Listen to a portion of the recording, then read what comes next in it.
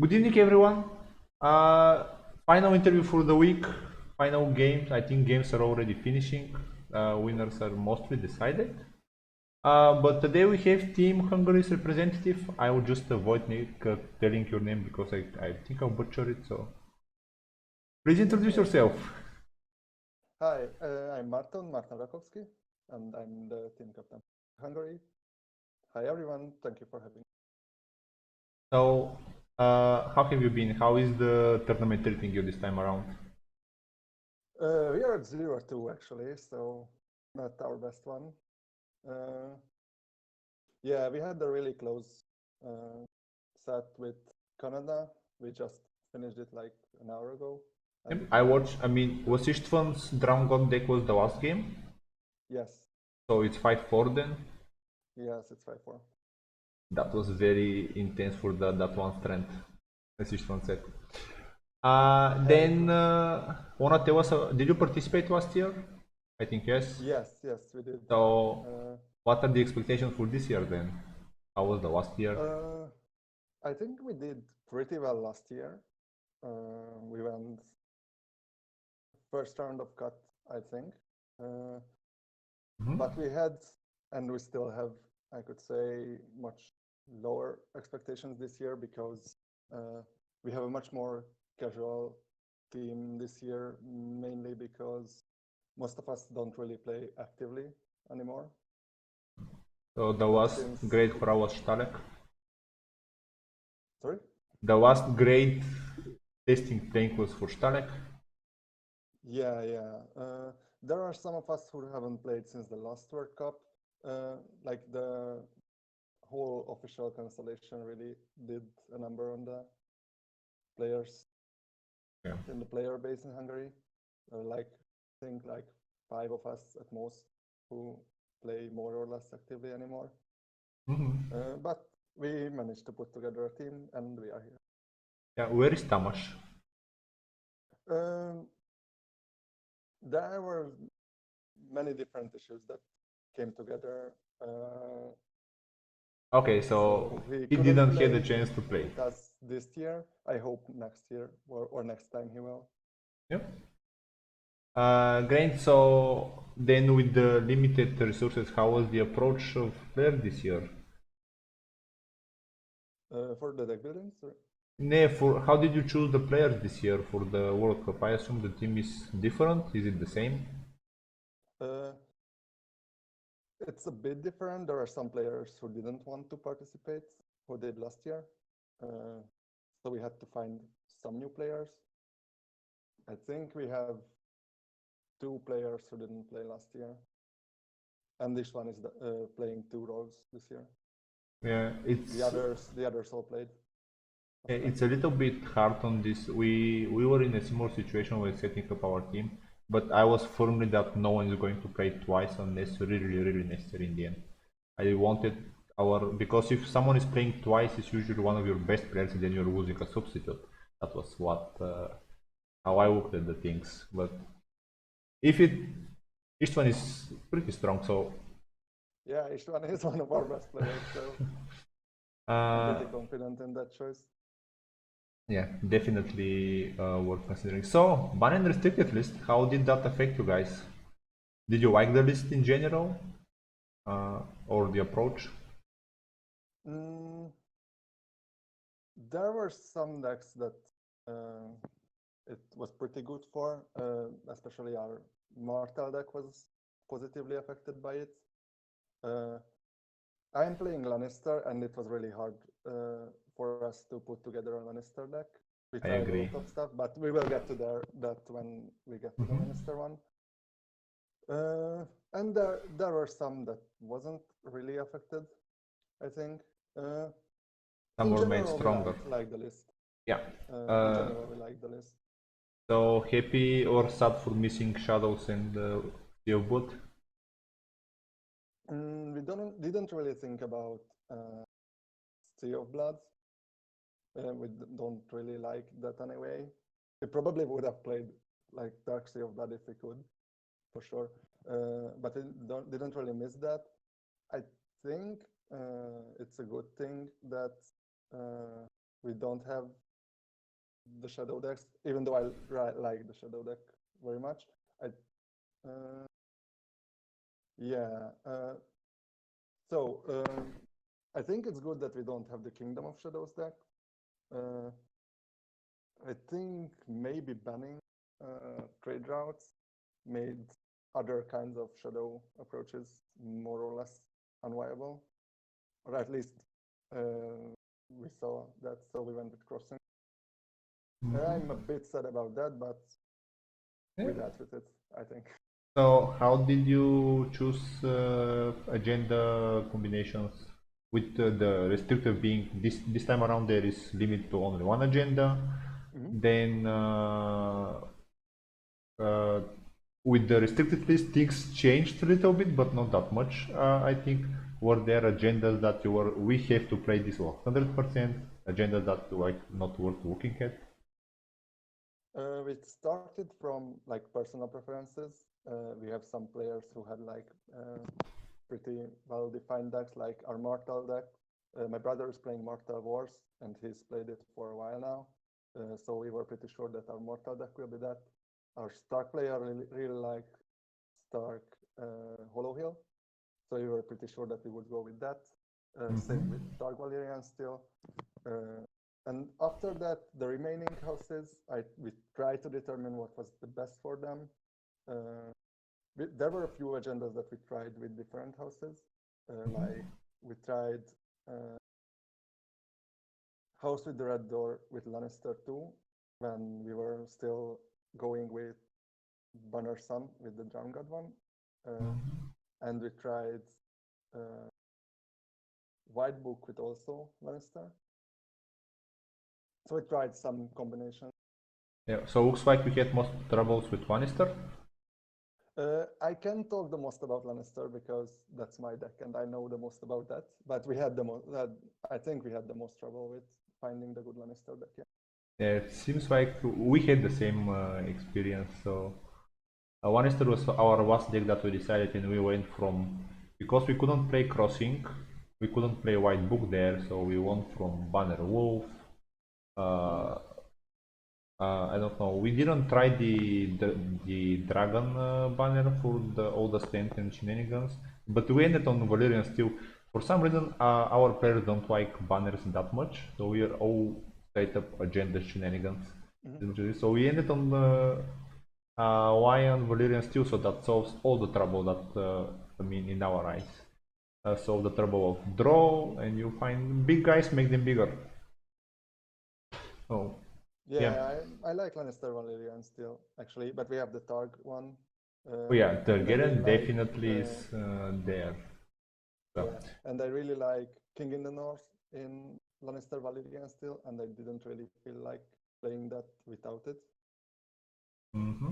So I played that before the restricted list, in like the original FFG restricted list.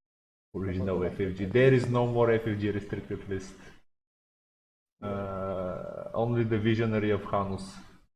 So, how did you choose your Mystery Knight? I mean, looks like Istvan had a big influence there. Yeah, the Mystery Knight was pretty obvious. This is almost exactly the same deck we played as that Istvan played as Mystery Knight last year. Yeah, we really wanted him to play this deck, and we have a Mortal Loyalist in the team, so it was pretty obvious that this will be the Mystery Knight. Okay. Because we had like two Mortal decks from the get-go, so. And we will get to that when we discuss the decks, but that one is still pretty crazy. Oh, that's a very fun deck to watch. I don't for some reason I don't recall last year if I catch it on stream, considering how many games I covered, and I don't. I will try to catch it this year, but I'm having more troubles. It looks like I'm the only European streamer, so it's getting toll on me. If you see my eyes, they're burning red, so I can't wait to go to bed. I understand. Yeah. Yeah, so but Ishvan's deck is really something to see. It's a treat to watch. Yeah, definitely. Then any particular strategy in assigning the order? Did you try metagame? Did you analyze last year, for example? No, we didn't try to metagame. I just copied the list that we had in our own Google Drive and went with it. So yeah, okay. So time for a quick deck. Let's look at the decks now because there are some interesting ones. I will probably call you out on one of them because it looks very familiar to me. But first we have Baratheon, Okay, the prince that was promised. Who is the promised prince? it's Robert, obviously. It's Robert. Which Robert? Uh, All Roberts are good. yeah, core. Uh, Yeah, I know it's yeah, called core Robert. Yeah, it's a pretty standard. I think it's even called Bara Basic because it's a pretty basic one. It's a core Robert Prince. So then why force march? Is the follow-up question here. Not Great Hope, for example, to be able to pay for Corset Robert and Stanis, which are pretty expensive. I wasn't really involved in building this deck, so I can't know for sure. But I think the reasoning behind Fort March, it's the deck really wants to rely on the Robert Intimidate, and Fort March really supports that. So just kneel out the opponent's board. That's Also go first. aggressively as you can. Also go first 9 times out of 10. Yes. So if you want to just do a lot of challenges with Robert and just kneel everything out, it's like a pretty obvious choice. Yeah. Yeah, that's one of the more interesting decks aside from the what we've seen because everyone is playing Barakukor. No one can blame them for that, but yeah. The other reason is that our Bara player mostly played this one or more or less this one before stopping. So experience comes into play. Yeah. So it seemed like a good choice to just go back to this one. Okay. Next should be Greyjoy, House with the Red Door, with one of Istvan's decks, so Nagarit, Drowned Shenanigans. Yes. So why Drangot? It's mostly like a personal preference. Istvan really dislikes the Greyjoy big ones. Okay. And he wanted to play something more interesting. I mean, that's his playstyle, definitely. We know him from first edition with his Maesters Shenanigans. And now with Rainbow Martel decks and... Yeah, we obviously considered for him to go with something else, like something like just good big guys stuff, but he really didn't want to do it. Okay, so Crossing, Prince, Fealty, all that.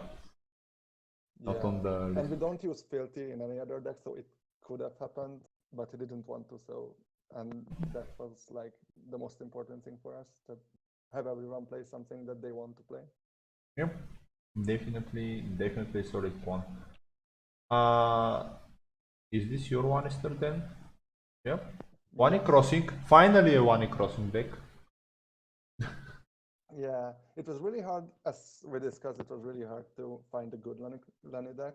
And we tried a lot of stuff like Shadow deck with Red Door, even a bit of Reigns with Clansman, but that didn't work out too well.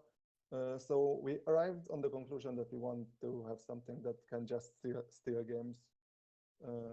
Maybe it won't be that consistent, but it can steal games, and that is obviously Yeah, I mean, double heads on pikes solves the...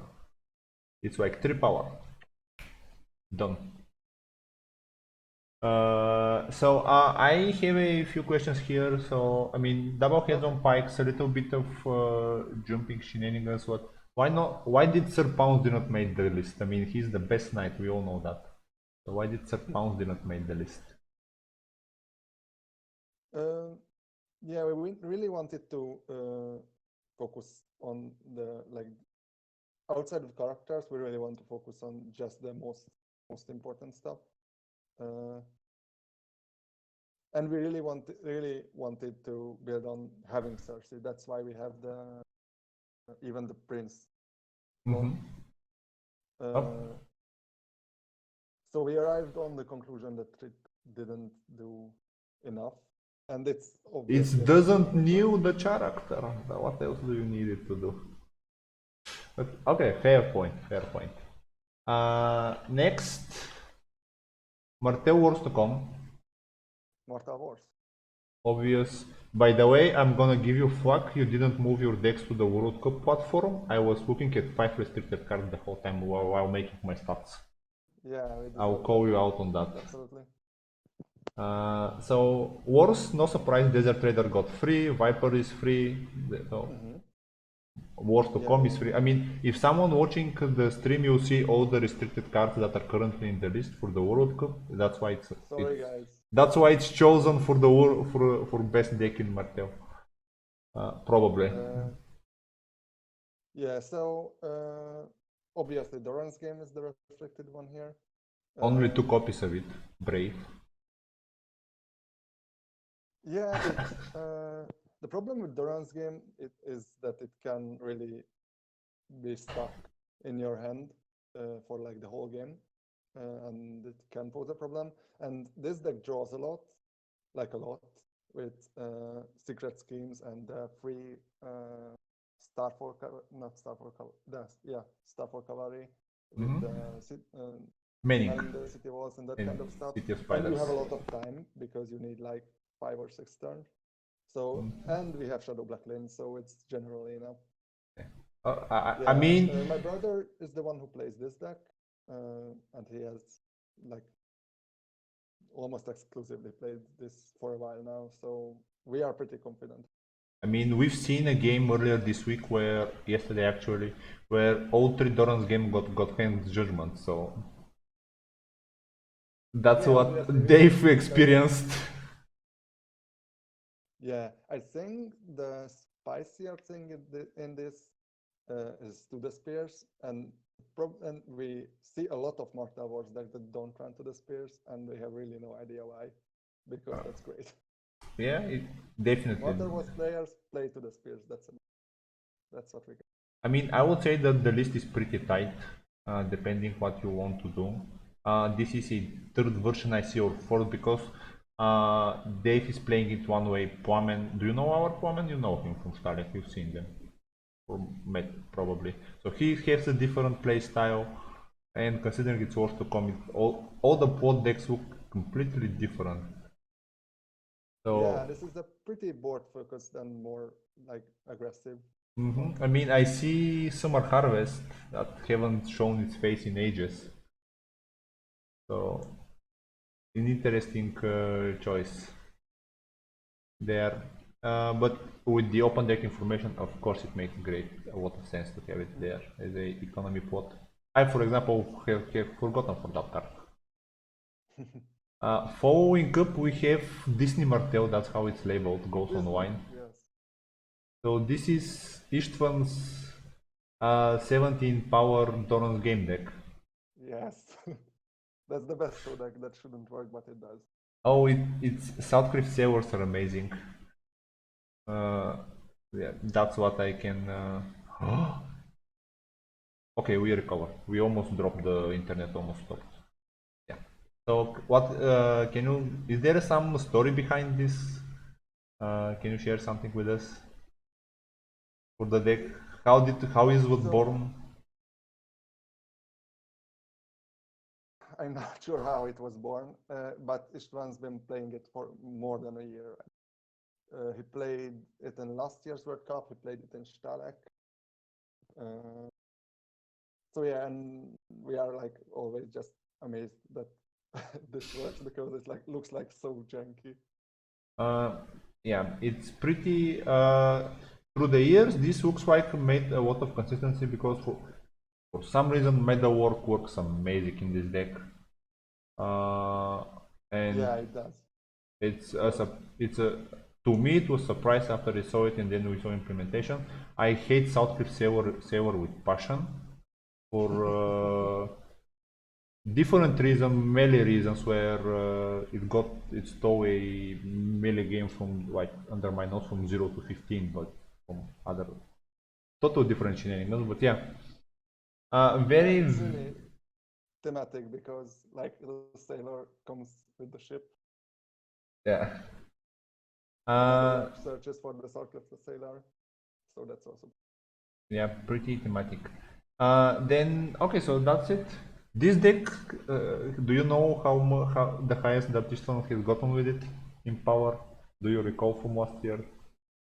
I No saw I idea. think around 10 at one challenge, but I'm not sure I that think it's over 10. in many Uh, cases, yeah. I'm pretty sure we did or he did at least 12 sometimes, but I wouldn't swear on it.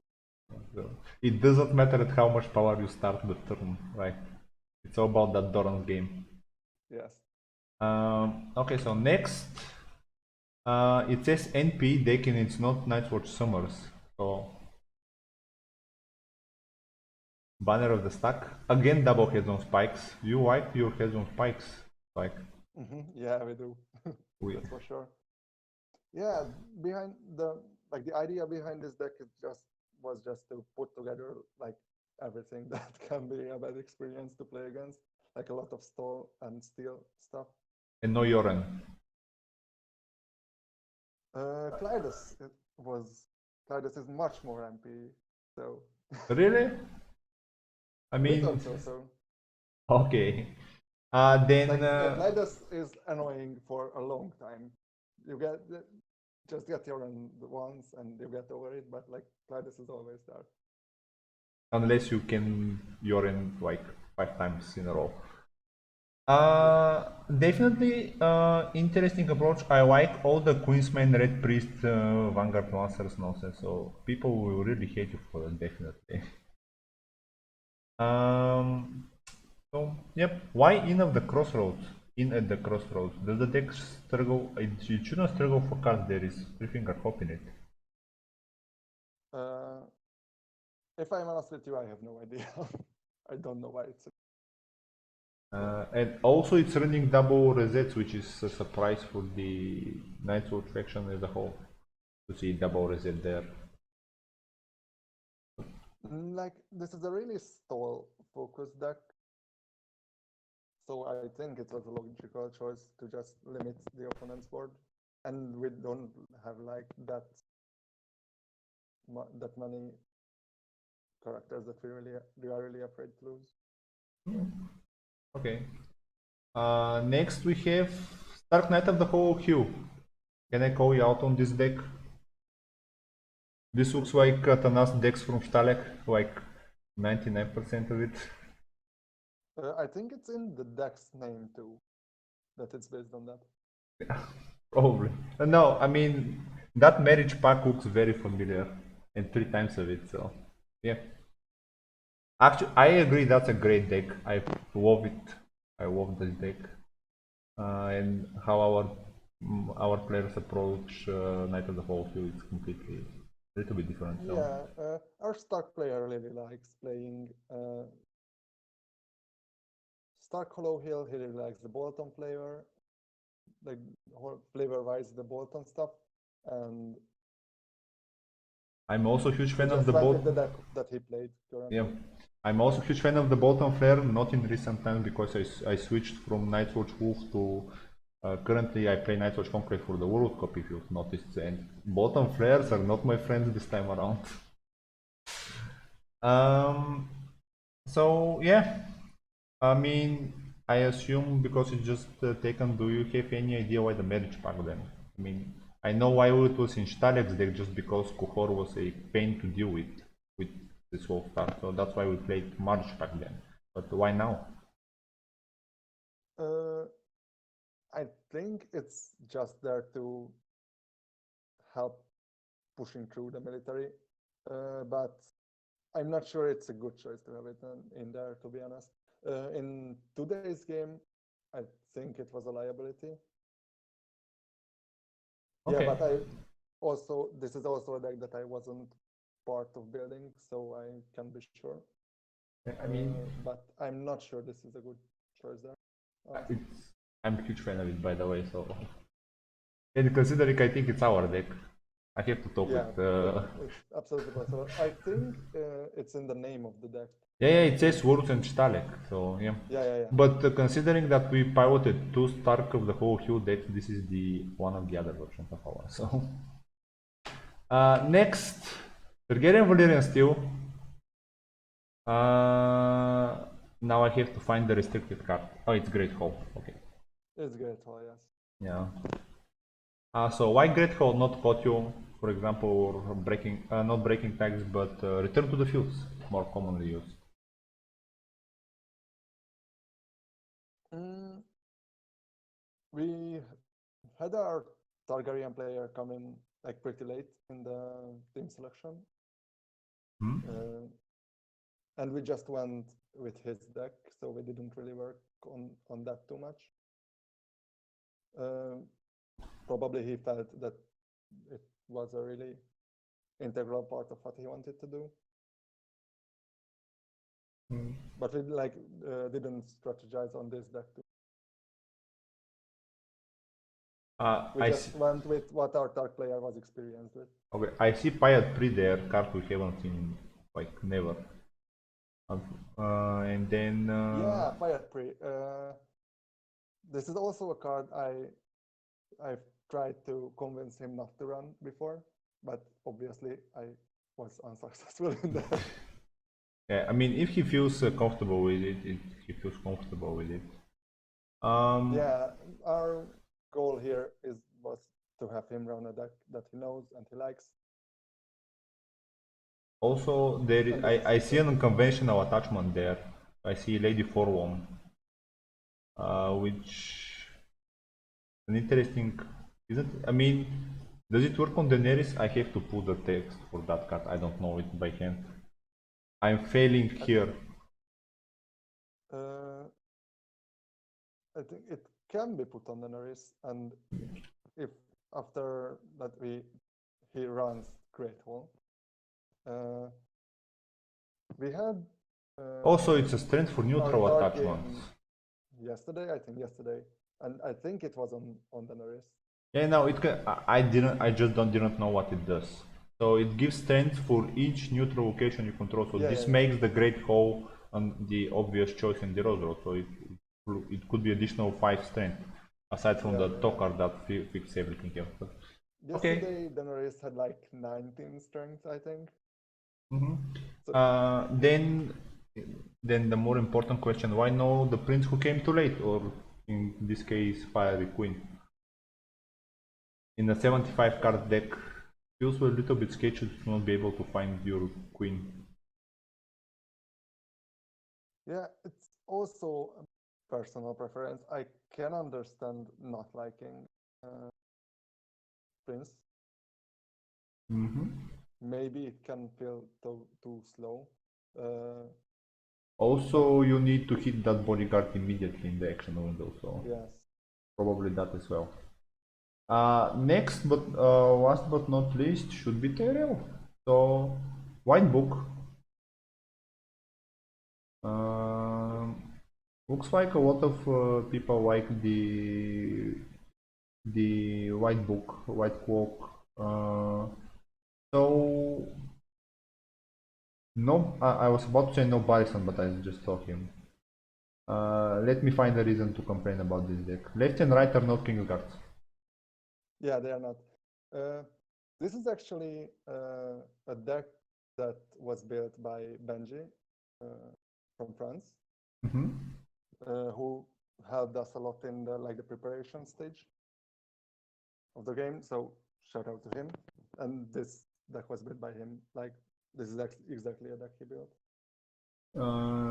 Okay, so then why no at least one copy of Marjorie in the deck? Queen Marjorie. Not the Tinder Marjorie, the champion, the champ card Marjorie. She's a queen. And White Book needs also a queen. I'm just calling out people on mistakes that we did. I think it was an option in testing, but I'm not sure why it didn't make the cut. I'm something that But because I'm pretty sure it was considered at one point. I'm just mentioning it because I realized it too late after we already submitted decks, and Because with white book, you need a king, so you play king to the north and a protector and go that route. Our player didn't agree with it. He went also with grateful because people seems like to be expensive in that deck. And like we completely missed on the Marjorie from there. So, and Harpoon Marjorie is pretty good, or whatever you wanna call her. Yeah, I like that one. So Uh, I can understand it. Yeah, so then the Knight of Flowers is an interesting choice as well. But as you said, Benji and the other more popular list is Hanus. Hanu runs the other Knight of Flowers just because he's a knight and a ward and he can be kind of golden roses and white cloak to save himself and all that fancy shenanigans. Yeah, there are not that many like shadow cards, like only Mendon, I think.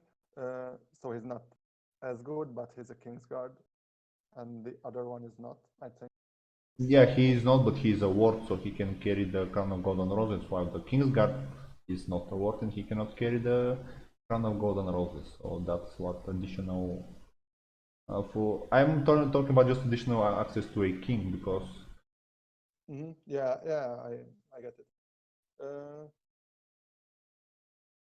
Yeah, Okay, I it's want Torment to more different. I about think this. we have 3 times Beric Dondarrion there who can be Who can be a king? who Yeah. can be a king, and he Ah, can also be and he's Kingsguard almost for immortal in control. most cases, so. Yeah, yeah. Then closing words, aspiration, leave the team spirit. Mm. Well, thank you for doing like this series and all the streaming work. That's great. Thank you for the content. And of course, we aspire to do our best still. We really want a submarine, and we will, sure. Oof. So We're good luck, everyone, and thank you again. You're welcome. We are running into the heavy hitters now and I don't I'm very tired. I wanna go to sleep, but at the same time I wanna see first the bracket and then have nightmares probably. But we'll see. We'll see. Then thank you for joining me and being so open to the my weird idea. Although somehow it's work, I just have to find like a few more people to talk about decks and thrones, and actually one of my favorite things to do. Yeah, I So can understand then that. this will be for the week, guys. Next week we have round 3. I'll try to stream as much as possible. Unfortunately, I'm back to work.